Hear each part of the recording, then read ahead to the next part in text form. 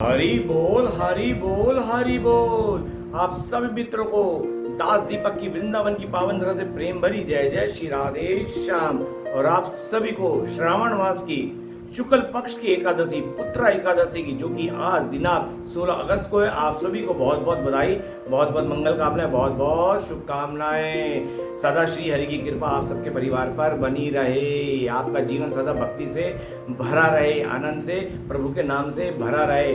और इसका जो अगले दिन पारण का समय है 17 अगस्त का, जो कि सुबह सूर्योदय से लेकर 8:05 तक है। देखिए, जो भी जिस संप्रदाय के उनके अनुसार एकादशी रखें। राधा वल्लभ संप्रदाय में एकादशी नहीं होती, इसलिए वो ना रखें। अगर पर्सनली अपने मन से रखना चाहते हैं तो उनकी मर्जी है। बाकी ये बात मैं आज क्यों कर रहा हूँ, सारी स्पष्ट क्यों बता रहा हूँ, क्योंकि कल मेरे एक मित्र हैं जो कि भोपाल से, उनका मेरे को कॉल आया था। करीब हमने काफी आध पौन घंटा भक्ति मार्ग की बात करी कि प्रभु जी दो एकादशी आती है और ऐसा क्यों होता है, क्या वैष्णवों की अलग होती है या संतों की अलग होती है या वृंदावन की अलग होती है, संसार की अलग होती है। तो उन्होंने मेरे से काफी डिस्कस करी, जो कि भोपाल की रहने वाली है। तो मैंने उनको फिर इस बात को विश्लेषण किया और प्रभु आशीर्वाद से, गुरु गोविंद की कृपा से, संतों के सानिध्य में रहकर जो ज्ञान बनाता है, मैंने उनसे शेयर किया। फिर मेरे मन में आया क्यों ना आज पुत्रा एकादशी जो कि शुक्ल पक्षी है, आज ये बात मैं आपके समक्ष में रखूं कि कौन सी एकादशी सही है, कौन सी एकादशी नहीं है, और एकादशी का सही समय क्या है और इसके नियम क्या है। देखिए, मैं एकादशी की बात करूंगा और व्रत की भी बात करूंगा। एकादशी व्रत नहीं है, उपवास है। उप माने पास, वास माने रहना। मैं हमेशा बताता हूँ, फिर मेरे को हर बार बताते हुए अच्छा लगता है, प्रभु की बातें आप तक पहुंचाते हुए अच्छा लगता है, प्रभु श्री हरि की प्रेरणा से, गुरु गोविंद के आशीर्वाद से। एकादशी कहते हैं उपवास को। कई माता बहनें पुरुष भी व्रत बोलते हैं, ठीक है, कोई बात नहीं। व्रत जो होते हैं देवी देवताओं के संसारिक भोगों के लिए, संसारिक सुख साधनों के लिए। आप फलाने देवी देवता को पूछते हो, जो जो डिपार्टमेंट के देवी देवता होते हैं, जैसे धन के लिए अलग होते हैं, शिक्षा का जो होते हैं माँ सरस्वती होती है, तो अलग अलग डिपार्टमेंट, वरुण देवता, अग्नि देवता, इनके अलग अलग डिपार्टमेंट है, जिससे जो आपने जैसा मांगना फल जो देते हैं, आप उनका व्रत रख के उनको खुश करके, मंगलवार का हो गया, शनिवार का हो गया, जो भी हो गया, बृहस्पतिवार का हो गया, जो संसारिक व्रत है, सोमवार का हो गया, संसारिक सुख संपत्ति के लिए रखे जाते हैं।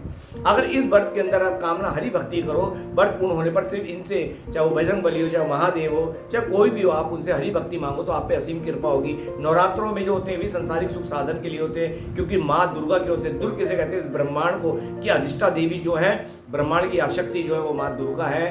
तो और सारे अस्त्र शस्त्र जब देवी देवता, सॉरी, जब जितने भी देवता जब हारते हैं राक्षसों से, तो माँ दुर्गा की शरण में जाते हैं और वही कोई ना कोई रूप लेके, जैसे निम्बू सिम्बू का शंभु का संहार करती है, ना जाने किसके रूप में आदिशक्ति दुष्ट राक्षसों का संहार करती है। लेकिन अगर उन्हीं आदिशक्ति का व्रत रख के, महादेव का व्रत रख के आप हरि भक्ति मांगे तो आप पे असीम कृपा होती है श्री हरि की, आदिशक्ति दुर्गा की। तो व्रत होते हैं संसारिक सुख साधन के लिए और उपवास होता है श्री हरि के लिए। जी हाँ, श्री हरि की खुशी के लिए। और इससे क्या होता है, हम आवागमन के चक्कर से मुक्त हो जाते हैं, अर्थात हमें मोक्ष मिलता है, मुक्ति मिलती है। हम माँ के गर्भ में नहीं आते। सबसे ज्यादा पीड़ा हमें संसार में माँ के गर्भ में होती है, जो कि हमें संत जन बताते हैं, जो कि शास्त्रों में लिखा है। सबसे ज्यादा पीड़ा जो होती है हमें जीवन में माँ के गर्भ में ही होती है, क्योंकि एक तरफ मल की थैली, एक तरफ मूत्र की थैली, और अंदर हमें कीड़े काट रहे होते हैं उसके। तो बहुत विचलित होते हैं। आप देखते हैं बच्चा घर में हिल रहा होता है, शैतानिया और शैतानिया नहीं होता है, विचलित हो रहा होता है वो, तो वो निकलता है। कहते हैं कि शास्त्रों के अनुसार संत भी बताते हैं, प्रभु से संकल्प करता है, प्रभु मुझे निकालो, दोबारा नहीं आना चाहता, मैं भक्ति करूंगा, लेकिन संसार में आके माया के जाल में फंस के फिर वो भूल जाता है। ये हुई एक बात। दूसरी बात, उपवास। उपवास हमें जो मैंने बता रहा हूँ, जो सही तरीके से बता रहा हूँ, वो ये उप माने पास, आज वास माने रहना। किसके पास? आज के दिन श्री हरि के पास रहना, श्री हरि के पास रहना। जितना हो सके हरि नाम जप करो, महामंत्र जप करो, जो कलयुग का मंत्र है, हरे कृष्ण कृष्ण कृष्ण हरे हरे, हरे राम राम राम हरे हरे, या कोई हरे राम राम राम हरे हरे, हरे कृष्ण कृष्ण कृष्ण हरे हरे। रामानंदी संप्रदाय में हरे राम से, राम और कृष्ण में कोई फर्क नहीं है। आप हरे कृष्ण से जपो, हरे राम से जपो। हमारे चैतन्य महाप्रभु आए थे, उन्होंने कहा था हरे कृष्ण से कलयुग में जपो। किसी भी अवस्था में, चाहे सोच कर रहे हो, ठीक है, चाहे नहा रहे हो, सोच में शौचालय करते हुए मनी मन जपो, नहाते हुए मनी मन जपो, नहाते हुए तो कीर्तन करते हुए जपो, शौचालय में हो तो मनी मन में जपो। आप जैसी भी अवस्था में मनी मन में जाप करो, चाहे आपने दीक्षा नहीं लगी तब भी आपका कल्याण निश्चित है, क्योंकि ये मंत्र, ये 16 अक्षरी मंत्र आपको संतों से, भक्तों द्वारा, संतों से संतों द्वारा, गुरुओं से और गुरु द्वारा प्रभु से मिलवा ही देगा। ये कलयुग मंत्र है, हरे कृष्ण कृष्ण कृष्ण हरे हरे, हरे राम राम राम हरे हरे। तो आपको उपवास रखना चाहिए। आप समझ लो व्रत और उपवास में क्या सिमिलरिटी है, आप ये बात समझ लो क्या समानता है। दोनों ही सूर्योदय की किरण के साथ शुरू होते हैं। जैसे एकादशी तो ऐसे एक दिन शाम को सूर्य अस्त के बाद भोजन नहीं करना पड़ता, एक दिन पहले ही आपको एक समय का भोजन करना पड़ता, प्याज लहसुन चावल त्याग देना चाहिए क्योंकि वो अंदर रहते हैं। लेकिन मैंने संतों से सुना है आज की तारीख में इंसान बहुत बिजी हो गया, व्यापार में बिजी हो गया, नौकरी में हो गया, तो वो रात को आके भोजन करता है। तब भी कहते हैं आप कोई बात नहीं, आप सुबह जैसे सूर्योदय होता है, ये बात रखना सूर्योदय के साथ, चाहे वो व्रत हो सोम मंगल का, चाहे वो उपवास हो, सूर्योदय के साथ शुरू हो और अगले दिन सूर्योदय के पे ही विराम होगा। आज से पहले मैं व्रत वालों की बात करता हूँ। जैसे किसी ने रख लिया मंगलवार का व्रत, जैसे सोमवार को रात को 12 बजते हैं, मंगलवार लग जाता है अंग्रेजी दिनांक के अनुसार, डेट के अनुसार, ठीक है। लेकिन नहीं, भले ही अंग्रेजी डेट के अनुसार रात को दिन बदल गया हो, लेकिन हमारा दिन जो बदलता है वो सुबह 4 बजे सूर्योदय की किरण के साथ बदलता है। इसलिए मंगलवार जैसे सोमवार की रात को 12-1-2 बजे भी आप कहीं से आए हो, भूख लग रही है, आप खाना खा सकते हो, कोई अपराध नहीं है। लेकिन सुबह जो आपके सूर्योदय की किरण के साथ आपने हाथ मुंह धो के, नहा धो के अपना जो भी व्रत है वो रखना है। और वो मंगलवार का व्रत अगले दिन बुधवार की सुबह सूर्योदय की किरण पे ही विराम होगा। ये नहीं रात को 12 बज के बुधवार लग गया और आप कुछ भी खा लोगे, ठूस लोगे, नहीं, वो खंडित हो गया। याद रहे हम अंग्रेज नहीं है जो नया साल हमारा रात्रि में अंधकार में क्यों नहीं की जाती है, हमारे व्रत अंधकार में क्यों रखे जाएंगे। अरे हम भास्कर, सूर्य मतलब भास्कर, भारत का मतलब भास्कर से, जहां पे ज्ञान का प्रकाश है। तो सूर्योदय की किरण के साथ हमारे जीवन की शुरुआत होती है, हमारे व्रत उपवास की शुरुआत होती है, हमारे नवीन वर्ष की, नए साल की शुरुआत होती है। तो इसलिए आप ये समझ लीजिए कि आपका जो व्रत होता है मंगलवार का, जब रात को सोमवार को, वैसे तो शाम को खा लो, जो भी खा लेते हो ठीक है, लेकिन रात को मंगल का रखते हो या महादेव का रखते हो तो संडे की रात को 12 बजे खा लो। लेकिन एक दिन पहले आपने कोई भी किसी प्रकार का नशा नहीं करना है, और नशा करके कोई भी आपका व्रत उपवास पूर्ण नहीं होने वाला, ये भी याद। इसलिए एक दिन पहले कई कहते हैं अरे मंगलवार का व्रत है, एक दिन पहले कुछ भी अनाज शराब खा लो, नहीं, तब भी आपको परहेज करना है क्योंकि पेट में रहता है, हमारे उधर में रहता है। ऐसे उपवास में भी एक दिन पहले आपको लहसुन प्याज त्याग नहीं है, चावल तक नहीं खाने। इसलिए व्रत वाले समझ लो, जो ये मंद बुद्धि है ना, कलयुगी वाले लोग सोच हो गए, जो भ्रमित हो गए, अनाप शनाप किसे भी सुन लेते हैं। ये बात सुन लो कि ये शुद्ध भाव से व्रत रखा जाता है, चाहे वो देवी देवता को है तो प्रभु के ही परिकर, प्रभु से ही लेके तो वो आपको देते हैं। आप जितने भी देवी देवता से मांगते हो वो श्री हरि कृष्ण से ही लेके आपको देते हैं, आपकी मर्जी अर्जी वहां लगाते हैं, लेकिन वो संसार के लिए बैठे हैं, इसलिए प्रभु उनके द्वारा आप तक पहुंचाते हैं। ठीक है, तो आप ये समझ लीजिए, व्रत हो चाहे उपवास हो, सूर्योदय की किरण के साथ शुरू होगा, सूर्योदय की किरण के साथ ही विराम होगा। तो इसलिए मंगलवार का व्रत रखने वालों, बुधवार रात को 12 बजे के बाद भी आपने कुछ नहीं खाना। अगर आपने व्रत रखा तो सुबह सूर्योदय की किरण के साथ वो विराम होगा, उसके बाद नहा धो के अपना दूध चाय जो पीने पियो।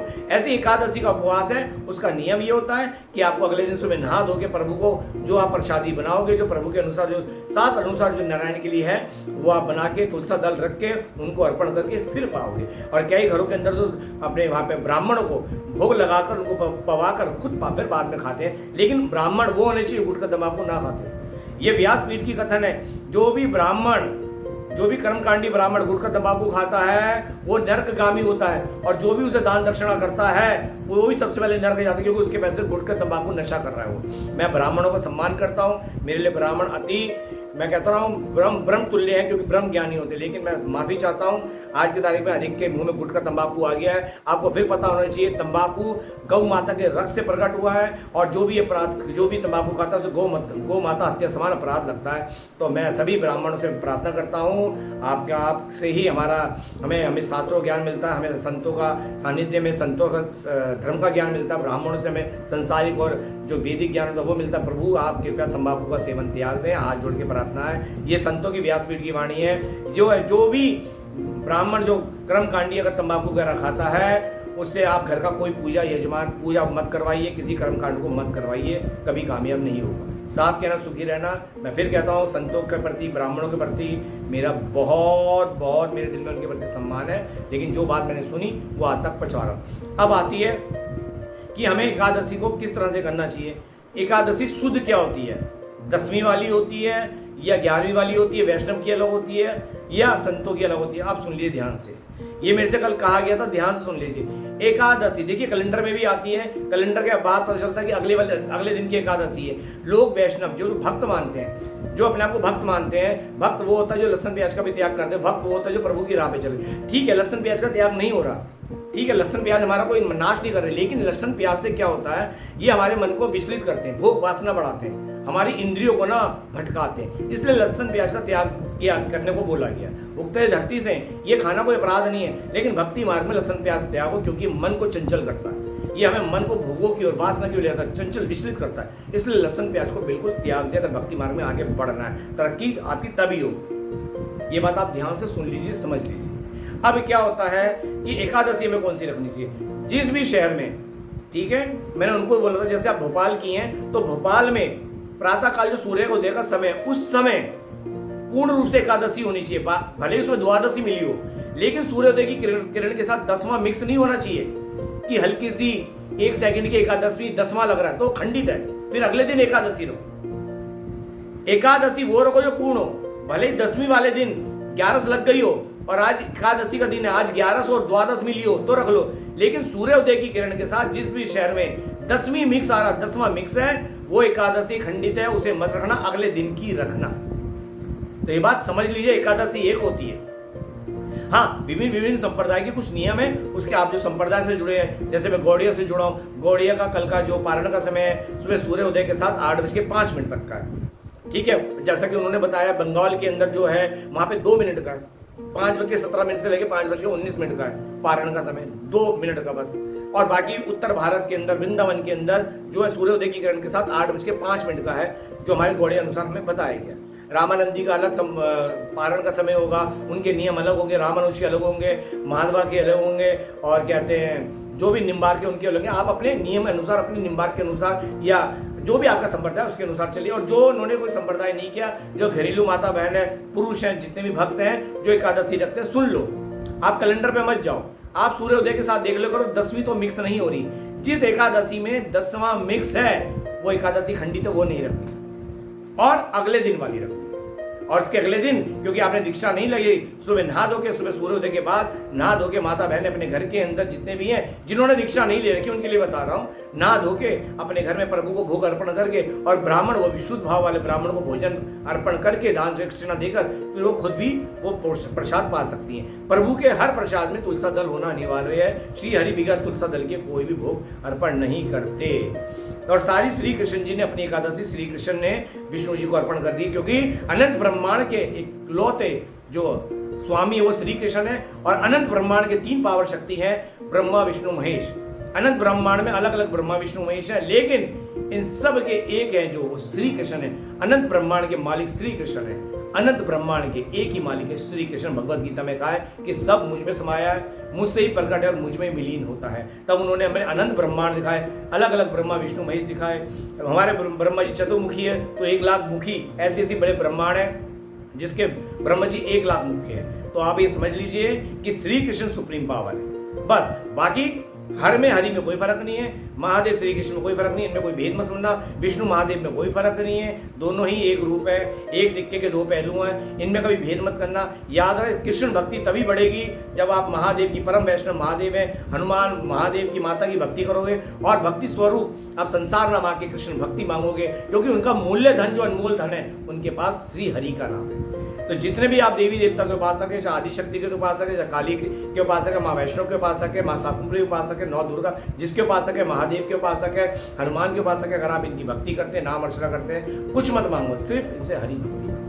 और रावण को भी महादेव ने हनुमान द्वारा पहुंचाया था कि इनकी शरण में चल तेरा उद्धार हो जाएगा। भगवान महादेव ने कभी नहीं चाहता रावण का नाश हो, लेकिन रावण था मंद बुद्धि, विनाशकाली विपरीत बुद्धि, नहीं समझा और नाश हुआ, पतन हुआ। तो महादेव ने तो उसका भी भला चाहता, हनुमान के द्वारा समझाया, अंगद के द्वारा समझाया, नहीं माना। तो महादेव, बजरंगबली आदि शक्ति अपने भक्तों का अगर उद्धार चाहते वो करती हैं, तो उनका करती हैं, अधिकतर उन पर परसेंट ज्यादा होती हैं जो श्री हरि की भक्ति मांगते हैं। धन दौलत तो सब मांगता है, उनसे उनका अनमोल रतन श्री हरि की भक्ति मांगो। और राधा वल्लभ जी जो कौन है, महादेव के हृदय से प्रकट हुए हैं। महादेव ने जिनके अनंत कल्पों तक महादेव ने जिन्होंने आज महादेव ने, माता ने, पार्वती ने उनकी सेवा करी है हिमालय पर, वो अब वृंदावन के अंदर वास कर रहे हैं। वो वृंदावन में पहली बार कहाँ आए थे, इसका वीडियो बहुत जल्दी बनाऊंगा, उनके बारे में वो जो अधिक जानकारी मैं पहले इकट्ठी कर लूँ, फिर आप तक पहुंचाऊंगा। तो आपने समझ लिया एकादशी कौन सी रखनी है कि जिसमें सूर्योदय की किरण के साथ 10वां मिक्स ना हो। ये बात आप ध्यान से सुन लीजिए, समझ लीजिए जो मैंने आपको बताया गुरुदेव की कृपा से, गुरु गोविंद की कृपा से, संतों के आशीर्वाद से। फिर बताऊंगा। अब आ जाओ नाम जप। एकादशी वाले दिन जितना आप नाम जपोगे, हरे कृष्ण कृष्ण कृष्ण हरे हरे, हरे राम राम राम हरे हरे, उसका 1000 गुना फल मिलेगा। जो माला पे जपता है उसको 1000 गुना फल मिलेगा। जो नाम बिगर माला के कर रहा है उसको भी कई गुना फल मिलेगा। आज के दिन जपा हुआ नाम कभी व्यर्थ नहीं जाता, 1000 गुना लाख गुना होकर हमें वापस मिलता है। और नाम जपो तो प्रभु की खुशी के लिए जपो, कुछ पाने के लिए मत जपो। श्री हरि को सब पता हमें क्या चाहिए क्या नहीं चाहिए, उनसे कुछ मत मांगो। अरे श्री हरि तो मांगना क्या, लोग बिहारी जी में आते, राधा वल्लभ में आते, ना जाने कहाँ जाते, महादेव के पास जाते, कुछ मत मांगो। मन में आ रहा उनके आगे रोको दो, वो आंसू सब उनको बता देंगे। उन्हें वैसे सब पता है, लेकिन हमारे आंसू से ना हमारे भीतर की पूरी कहते हैं ना जन्म पत्री, हमारे मन की जो पत्री होती है ना उन तक पहुंच जाती है। मांगो मत किसी पे जाके, बस जो हूं जैसा हूं आपका हूं, अपना लो। ये शरीर आपका दिया हुआ, शरीर का परिवार दिया हुआ है, आप जिस हाल में रखो आनंद में रखो, प्रभु आपकी शरण में। जो हूं जैसा हूं आपका हूं। ये माना कि नीच हूं, अधम हूं, पापी, मैं बोलता हूं जैसे मुझ नीच अधम पापी को श्री जी ने ब्रजवास दिया है और बहुत जल्दी दिया। सब कहते हैं, मैं खुद कहता हूं मुझ पर बड़ी कृपा हुई। तो बोले करो मैं नीच हूं अधम हूं, क्योंकि सबसे बड़ा अपराध जो अपने श्री हरि को भूले बैठा हुआ।